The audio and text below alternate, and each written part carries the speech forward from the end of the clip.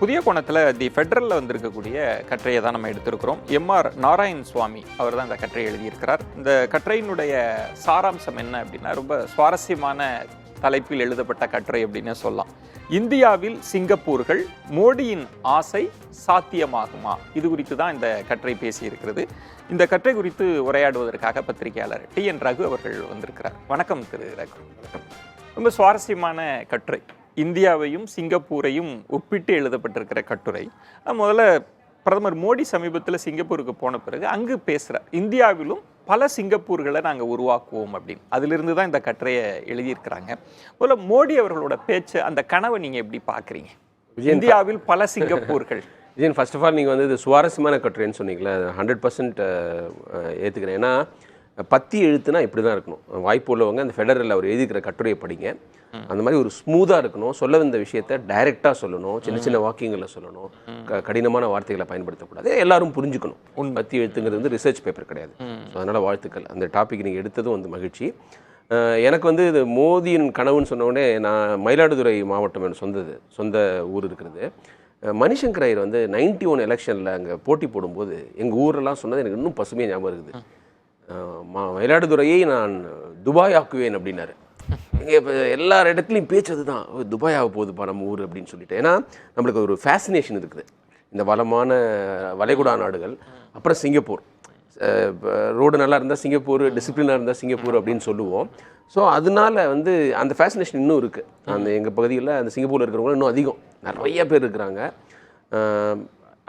அதனால வந்து இவர் அந்த ஊருக்கு போனதுனால அந்த ஊரை பெருமைப்படுத்துகிற மாதிரி பேசுறது ஒரு விஷயம். உங்கள் ஊரில் எல்லாமே நல்லா இருக்குது, எல்லாம் டிசிப்ளினாக இருக்குது, ஆர்டராக இருக்குது, வசதி வாய்ப்பு அதிகமாக இருக்குது, எல்லாம் பங்க்சுவலாக இருக்குது, அந்த இன்ஃப்ராஸ்ட்ரக்சர்லாம் சூப்பராக இருக்குது.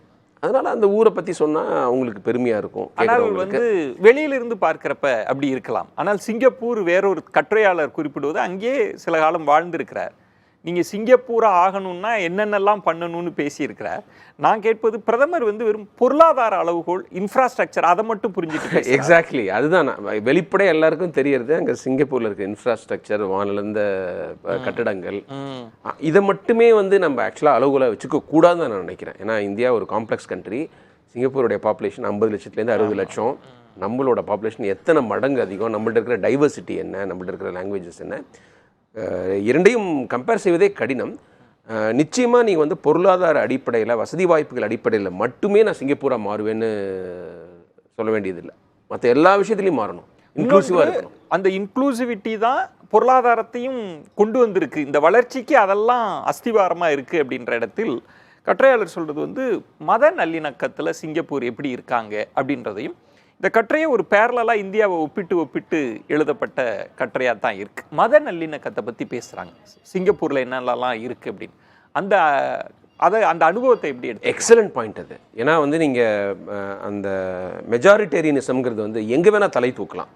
சிங்கப்பூரில் வந்து 70% மேலே சீனர்கள் இருக்கிறாங்க, அதுக்கப்புறம் மலாய்க்காரர்கள், அதுக்கப்புறம் வந்து இந்தியர்கள் இருக்கிறாங்க, பெரும்பாலும் தமிழர்கள், சீக்கியர்கள், பாகிஸ்தானிகள்லாம் இருந்தால் கூட தமிழர்கள் தான் அங்கே பெரும்பான்மை. ஸோ வந்து சீனர்களுக்கு மதம் முக்கியம் கிடையாது. நம்ம வந்து ஒரு இந்துவிசம் மாதிரியோ அல்லது வந்து இஸ்லாம் கிறிஸ்டியானிட்டி மாதிரியோ அவங்களுக்கு ஒரு மதம்னு ஒன்று கிடையாது. அது ஒரு ப்ளஸ்ஸு.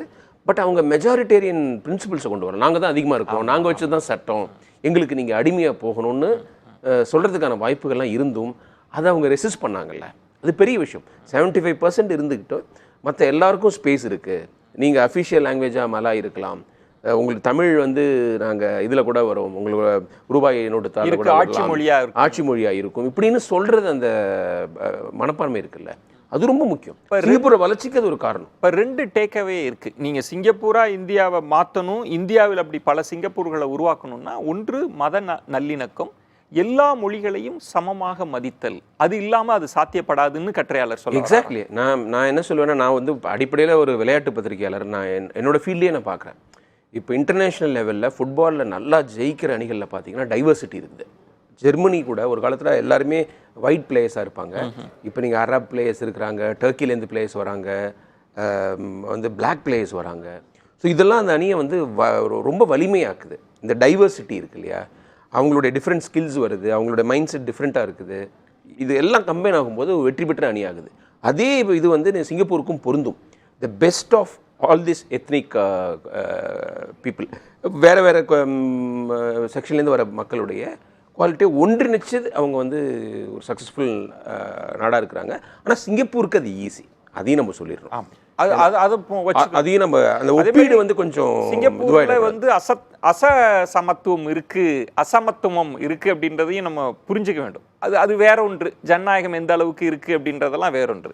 ஆனால் அவர் ஒப்பிடுவது வந்து மத நல்லிணக்கத்தை இந்தியாவோட அப்படி கம்பேர் பண்ற போக்கும் இருக்குல்ல கட்டுரையில், அதை எப்படி பார்க்க அண்மை கால போக்கு? ஏன்னா நீங்க சிங்கப்பூருக்கு வந்து நீங்க அது சிங்கப்பூர் பிறந்தது வந்து மலேசியாலேருந்து பிறந்தது. மலேசியா முஸ்லீம் மெஜாரிட்டி நாடு.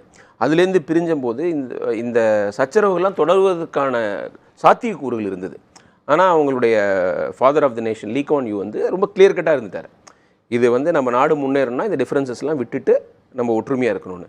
இந்தியாவிலையும் அது சாத்தியம். அது திரு மோடி வழியாக தான் சாத்தியம். யார் ஆட்சி செய்கிறாங்களோ அவங்க தான் வந்து இந்த இதற்கான ஃபவுண்டேஷனை அமைக்கணும். காந்தி சொன்னதை பெரும்பான்மை மக்கள் தான் நீங்க மதச்சார்பின்மைக்கு ஊன்றுகோலா இருக்க முடியும், நீங்க தான் முன்கை எடுக்கணும்ன்றது வந்து இப்ப இதுதான் பிரதமருக்கான டேக்அவேன்றீங்க. ஆமாம், நீங்கள் வந்து நம்ம அதை இப்போ தனி நாடுன்னு ஒரு திராவிட நாடு வேணும்னு கேட்ட அண்ணா கூட ஏன் வந்து அந்த அந்த பெரும்பான்மையினருடைய இந்த டிரனின்னு சொல்லுவாங்கல்ல, அந்த கொடுங்கோல் இல்லாமல் இருக்கணுங்கிறத வந்து ரொம்ப உறுதியாக இருந்தார். இப்போ கடவுள் நம்பிக்கை இல்லாத அண்ணா வந்து நீங்கள் வந்து கிறிஸ்மஸுக்கோ அல்லது ரம்ஜானுக்கோ வாழ்த்து தெரிவிக்கிறது அவங்க கட்சிக்கு ஒரு வழிமுறையை கொண்டு வந்ததுக்கு காரணம் என்னென்னா, அவங்களுடைய நம்பிக்கையை நாங்கள் நம்புகிறோன்னு அர்த்தம் கிடையாது, உங்களுக்கு பாதுகாப்பாக இருப்போம்னு நாங்கள் இருக்கோம். நிறைய பேர் கேட்பாங்கல்ல, தீபாவளிக்கு விஷ் பண்ணுறாரு, விஷ் பண்ண மாட்டேங்கிறாரு, மற்றதுக்கெலாம் பண்ணுறாருன்னு. அதுக்கு அதான் காரணம். அது பெரிய அந்த மாதிரி ஒரு மைண்ட் செட் வந்து அவசியம் தேவை. நான் வந்து இப்போ பொருளாதார வல்லுநர்கள் என்ன சொல்கிறாங்கன்னா, மைக்ரேஷன் இஸ் இம்பார்ட்டன்ட் ஃபார் எக்கானமின்றாங்க. உண்மை. அது இவங்களும் பேசுகிறாங்க. எப்படி சிங்கப்பூர்னா அயல் நாட்டவரை வளமா பார்க்குறாங்க, ஒரு அசட்டாக பார்க்குறாங்க அப்படின்னு. ஆனால் இங்கு தான் இப்போ வந்து மைக்ரேஷன்றதே பெரிய விவாத பொருளாக மாறுது. எங்களுக்கு அச்சுறுத்தலாக இருக்குது, எங்கள் வாழ்வாதாரத்தை வந்து எடுத்துக்கிறாங்க அப்படின்னு. அடுத்த பாயிண்ட் அப்படின்றது வந்து பெண்கள் பாதுகாப்பை எந்த அளவுக்கு உறுதி செய்திருக்கிறதுன்றதும், லா அண்ட் ஆர்டர், சட்டம் ஒழுங்கு அப்படின்றது. நீங்கள் சொல்கிறத நம்ம கவனத்தில் வச்சு தான் பேசுகிறோம். ரொம்ப சின்ன நாடு தான், இருந்தாலும் வந்து 10 ஆண்டுக்கு பிறகு தான் ஒரு கொலை குற்றம் தான் சிங்கப்பூரில் நடந்திருக்கு அப்படின்றதையும், இதை இப்படி ஒன்று பெண்கள் பாதுகாப்பு அப்படின்றதும், இந்தியாவில் அண்மை கால பெண்களுக்கு நடக்கிற கொடுமைகளை நம்ம ஒப்பிட்டு பேச வேண்டியிருக்கு. பெண் பாதுகாப்பு சிங்கப்பூர், இந்தியா. என்னை பொறுத்த வரைக்கும் பெண்கள் பாதுகாப்புக்கு வந்து சட்டத்தை விட முக்கியமானது வந்து நம்ம நாட்டில் சோஷியல் சேஞ்ச் கொண்டு வரணும். எப்படி வளர்க்குறோம், ஆண் பசங்களை எப்படி வளர்க்குறோங்கிறதுலேருந்தும் பெண்களை எப்படி நம்ம அணுகிறோம் பார்க்குறோம் அப்படிங்கிறதுலையும் முக்கியமானதாக பார்க்குறேன்னா, நீங்கள் வந்து அந்த சட்டம் வந்து மட்டுமே வந்து அதை வந்து அந்த குற்றங்களை தடுத்துறாது. இப்போ நீங்கள் கொல்கட்டா அந்த கேஸில் கூட, வன்புணர்வு கேஸில் கூட உடனடியாக அந்த குற்றவாளின்னு சொல்லப்படுறவரை வந்து தூக்கில் போட்டால் அந்த மாதிரி குற்றம் நிகழாமல் இருக்குமானா இருக்காது. அதுக்கு நீங்கள் வந்து மைண்ட் செட் சேஞ்ச் வரணும். ஆனால் சிங்கப்பூரில் வந்து எஃபெக்டிவாக ரெண்டுமே பண்ணியிருக்காங்கன்னு எனக்கு தோணுது. ஆமாம், அது வந்து ஒரு முன்னேறிய நாடு, எல்லாருக்கும் படிப்பறிவு இருக்குது. படிப்பை வந்து ரொம்ப முக்கியமான விஷயமா லீ குவான் யூவே ஆரம்பத்துலேருந்து கொண்டு வந்திருக்கிறாரு. சட்டமும் ரொம்ப டைட்டாக இருக்குது. நீங்கள் வந்து அதை சில பேர் கிரிட்டிசைஸ் கூட பண்ணுறாங்க.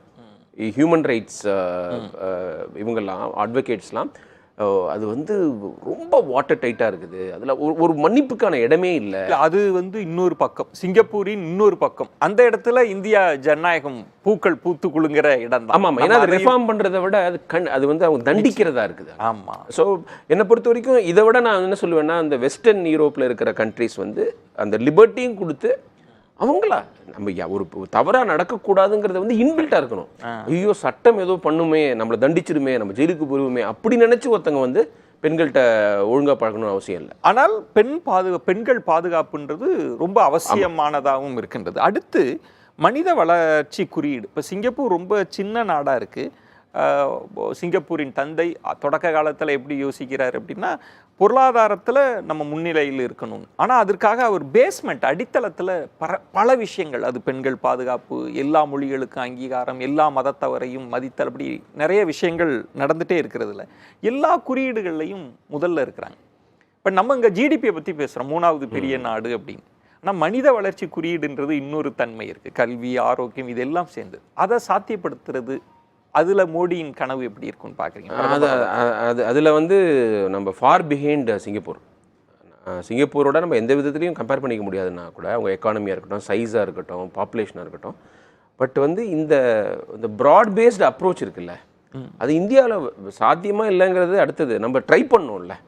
அதற்கான முயற்சியை எல்லாரையும் ஒன்றிணைத்து இதை வந்து என்ன சொல்கிறது, ஹோல்சம் டெவலப்மெண்ட் இருக்கணும், இன்க்ளூசிவாக இருக்கணும். யாரையும் வந்து நீங்கள் ஒதுக்கக்கூடாது. அந்த இப்போ ஒரு சிஏஏ சட்டம் வருதுன்னு வச்சுங்களேன், அது ஒரு மதத்தினரை மட்டுமே டார்கெட் பண்ணுறதா இருக்குது. அங்கே அதே மாதிரி சிங்கப்பூர்லேயும் பண்ணியிருக்க முடியும். மலாய் வந்து இப்போ வந்து அரௌண்ட் 10 to 15% இருக்காங்கன்னா, நீங்கள் அவங்க கண்ட்ரிலேருந்து பிரிஞ்சவங்க, அவங்களுக்குள்ளார கசப்புணர்வு இருக்குது, மத விஷயத்தில் அவங்களுக்கு பெரிய வித்தியாசம் இருக்குது, டார்கெட் பண்ணியிருக்கலாம். பட் வந்து அதை அந்த அந்த காயத்தை வந்து ஒரு ஒரு மருந்து போட்டு சரி பண்ண மாதிரி ஒரு அப்ரோச் இருந்தது இல்லை லீ குவான் யூட்ட. அது இங்கேயும் தேவைன்றனா சிங்கப்பூர் மாதிரி வளர்ச்சி வந்துடாது. ஆனால் நீங்கள் சொல்கிறீங்க இப்போ லீ குவான் யூவோட எண்ணம் இருக்குல்ல, அவர் வந்து இந்தியாவிடம் இருந்தெல்லாம் நான் பாடம் கற்றுக்கொண்டேன். காந்தி இன்ஸ்பிரேஷன்லாம் எல்லாருக்குமே பல தலைவர்களுக்கு இருந்தது. முதல்ல நம்மளும் அந்த அஸ்திவாரத்தை போட்ட கண்ட்ரி தானே. காந்தி அதற்கு ஒரு பலமான இது போட்டு. காந்தியை பற்றி நீங்கள் சொல்லும்போது we should be proud of his அந்த செக்யூலர் ஐடியல்ஸ். முதல்ல நம்ம விதையை போட்டிருக்கோம். ஆமாம் ஆமாம், அது மேபி அவருக்கு கூட பாடம் அதுலேருந்து தானே வந்திருக்கும். அந்த ஒரு பழிவாங்கும் உணர்ச்சிலாம் இல்லாமல் எல்லா மனிதர்களுக்கும் இயல்பான விஷயம் அது. இப்போ ஒரு டாமினேட் பண்ணோம், இப்போ வந்து நம்ம மெஜாரிட்டியாக இருந்தோம்னா நம்ம பேச்சை கேட்டு மற்றவங்க இருக்கணும்னு நினைக்கிறது நம்மளோட இயல்பு. அந்த இயல்பை தாண்டி நம்ம வந்து ஒரு மனிதத்தன்மையோடு இருக்கிறோம்ல, அது ரொம்ப கடினம். பார்க்க ஈஸியாக இருக்கும், ஆனால் நடைமுறைப்படுத்துவது கடினம். மனிதத்தன்மைக்கும் மனித வளர்ச்சி குறியீட்டு எண்ணுக்கும் தொடர்பு இருக்கு. அதுதான் ஹோல்சம் டெவலப்மெண்ட். நீங்கள் வந்து நீங்கள் பணக்கார நாடாக இருக்கிறதுனால மட்டும் நம்ம சிங்கப்பூரை பேசல. ரைட். மற்ற நீங்கள் சொன்ன மாதிரி பெண்கள் பாதுகாப்பு, சட்டத்திற்கு இருக்கிற மதிப்பு இல்லையா, அதாவது நீங்கள் வந்து ஒரு டிசிப்ளின், பேசிக் டிசிப்ளின்ங்கிறது ரொம்ப ரொம்ப முக்கியம். நீங்கள் சிங்கப்பூர் சொன்னோடனே எனக்கு பபிள் கம் ஞாபகம் வருது. வெளியில் வந்து அது நான் அதை வந்து ஒழுங்காக டிஸ்போஸ் பண்ணாமல் மற்றவங்களுக்கு அது பிரச்சனை ஆகிடக்கூடாதுல்ல, அந்த மாதிரி ஒரு அப்ரோச் வேறு. இன்னொன்று, மொழிகளுக்கு இந்தியா போன்ற பல்வேறு தேசிய இனங்கள் இருக்கிற ஒரு நாடு சிங்கப்பூரிடமிருந்து கற்றுக்கொள்வதற்கு மொழிகளை சமமாக மதித்தல் அப்படின்னு இன்னமும் நம்ம சொல்லிட்டு இருக்கோம். அட்டவணையில் இருக்கிற எல்லா மொழிக்கும் சமமான மரியாதை கொடுங்கன்னு. ஆனால் அது அரசியலாக விவாத பொருளாக மாறி இருக்கு. ஆனால் சிங்கப்பூர் எல்லா மொழிகளையும் மதிக்கிற, எல்லா கலாச்சாரங்களையும் மதிக்கிற ஒரு பண்பு, அதுதான் அதனோட வளர்ச்சிக்கு ஒரு இதை பிரதமர் கவனிப்பாரா எப்படி பார்க்குறீங்க? நீங்கள் ஆரம்பத்திலேயே வந்து ஆக்சுவலாக கரெக்டாக சொல்லிட்டீங்க. அது வந்து பொருளாதார கூறுகளை மட்டுமே பார்த்து நான் சிங்கப்பூராக மாற்றுவேன்னு சொல்லக்கூடாது. அதில் இருக்கிற எல்லா நல்ல பாயிண்ட்ஸையும், எல்லா முக்கியமான கூறுகளையும் நம்ம கையில் எடுக்கணும். மொழிகளை வந்து நான் சமமாக பார்க்குறேன்னு மேடையில் பேசுகிறது வேறு. எனக்கு இந்த தமிழ் வந்து எனக்கு ரொம்ப பிடிக்கும், தொன்மையான மொழி, அந்த திருக்குறள் அப்படி இப்படிலாம் சொல்கிறத விட நீங்கள் வந்து எல்லா இனங்களையும் மொழிகளையும் சமமாக பார்க்குறதுங்கிறது ப்ராக்டிக்கலாக கஷ்டம். அதை செஞ்சுருக்காங்க சிங்கப்பூரில். சும்மா அவங்க வாய்ப்பேச்சாக வந்து நாங்கள் தமிழை வந்து சமமாக பார்க்குறோன்னு சொல்லலை. நீங்கள் ஒரு அலுவலக மொழியாக வச்சுருக்கிறாங்க, அதுக்கு தகுந்த மரியாதை கொடுக்குறாங்க. இப்போ வந்து தமிழை பேசுவோர் பிரசிடெண்ட்டாக இருக்கிறாரு. அவரை வந்து நீங்கள் சிறுபான்மையினர்னோ இந்த மொழி பேசுகிறவர்னோ சொல்லலை. ஸோ அவர் வந்து அவருடைய திறமையை அடிப்படையில் இன்றைக்கி வந்து அந்த தருமன் வந்து அவர் ஸ்ரீலங்கன் தமிழ், பட் தமிழ் தானே அவருடைய அடையாளம், தமிழருங்கிறது தானே அடையாளம். அவர் வந்திருக்கிறார். எவ்வளோ தமிழர்கள் அவங்க வந்து அங்கே வந்திருக்கிறாங்க. ஸோ இந்த ஒரு ஹோல்சம் அப்ரோச் வந்து சிங்கப்பூருடைய சக்ஸஸுக்கு காரணம். எக்கானமி சக்ஸஸுக்குமே அது ஒரு காரணம். கற்றையாளர் வந்து வெறுப்பு பேச்சு தொடர்பாகவும் குறிப்பிட்டு பேசுகிறார். அது அண்மை கால போக்குகளை மனதில் வைத்து அந்த ஒப்பிடுதல் இருக்கா? வெறுப்பு பேச்சுக்கள் இல்லாமல் இருக்குது, அதை சிங்கப்பூர் அரசு அனுமதிக்கிறது இல்லை எந்த வெறுப்பு பேச்சையுமேன்றதையும் நம்ம கவனத்தில் எடுத்துக்கணும். அது நீங்கள் வெறுப்பு பேச்சுக்காக மட்டும் அவங்க கடுமையான சட்டம் வச்சிருக்கல, எல்லா விஷயத்துலையுமே சட்டம் ரொம்ப கடுமையாக இருக்குது, பனிஷ்மெண்ட் ரொம்ப சிவியராக இருக்குது. அஃப்கோர்ஸ் நீங்கள் 2 வெறுப்பு பேச்சுனால அடுத்தது என்ன வரும்? 2 குழுக்களுக்கு இடையில மத பிரச்சனை வரும். ஸோ அந்த பிரச்சனைகளை வந்து இப்போ நம்ம இந்தியா மாதிரி நாட்டில் வந்து வெடிக்கிறதுக்கான காரணங்கள் நிறைய இருக்குது. ஏன்னா ஒரு 2 ஸ்டேட்டுக்கு இடையிலேயே நம்மளால ஒத்துமையாக இருக்க முடியல. நம்ம பாகிஸ்தானோட ஒத்துமையாக இருக்கணும் அப்படின்னு பேசிக்கிட்டு இருக்கோம். நதிநீர் பிரச்சனை இருக்குது, லாங்குவேஜ் பிரச்சனை இருக்குது, ஃபுட் பிரச்சனை இருக்குது. நீங்கள் இதில் மணிப்பூரில் ஒரே ஸ்டேட்டுக்குள்ளார 2 எத்னிக் குரூப் இருக்காங்க. இந்துக்களாக இருக்காங்க, கிறிஸ்டியன்ஸாக இருக்காங்க, பழங்குடியினராக இருக்கிறாங்க. அப்படி இருக்கிறபோது நீங்கள் இங்கே வந்து வெறுப்பு பேச்சுகளுக்கு சுத்தமாக இடமே இருக்கக்கூடாது. அப்போது நிறைவாக பிரதமரினுடைய ஒரு கனவு, இந்தியாவில் பல சிங்கப்பூர்களை உருவாக்கணும் அப்படின்னா சிங்கப்பூரிடமிருந்து நம்ம உடனடியாக எடுத்துக்க வேண்டிய விஷயம் இந்த கட்டுரை சொல்லக்கூடிய ஆதாரம்னு எல்லா அரசுகளுக்கும் வந்து ஒரு நோக்கம் வந்து வளமான நாடாக இருக்கணும், எல்லாருக்கும் வேலைவாய்ப்பு கிடைக்கணும், பொருளாதாரத்தில் முன்னேறணும்னு. ஆனால் அதுக்கு வந்து அஸ்திவாரம் வந்து மக்கள் ஒற்றுமையாக இருக்கணும். ஒற்றுமையாக இருந்து இதன் மேலே வர அந்த பலன்கள்லாம் இருக்குல்ல, அதுதான் பெருமைப்படக்கூடியது. ஆனால் ஃபவுண்டேஷன் இதுதான். நீங்கள் வந்து எல்லாம் செதறிக்கிட்டு நாங்கள் வந்து எங்களோட ஜிடிபி வளர்ந்துருச்சு, பெர் கேபிட்டா இன்கம் வளர்ந்துருச்சு அப்படின்னு சொல்கிறதுல வந்து அர்த்தமே கிடையாது. ஏன்னா அது வந்து நிரந்தரமானதுன்னு சொல்ல முடியாது. அது வந்து என்னைக்கு வேணாலும் குலைஞ்சிடலாம். ஸோ ஒத்துமையோட பொருளாதார வளர்ச்சி தான் நம்மளுடைய நோக்கமாக இருக்கணும். அதுதான் அவரோட டார்கெட்டாக. நன்றி, உங்களுடைய விரிவான பார்வையை முன் வச்சிங்க.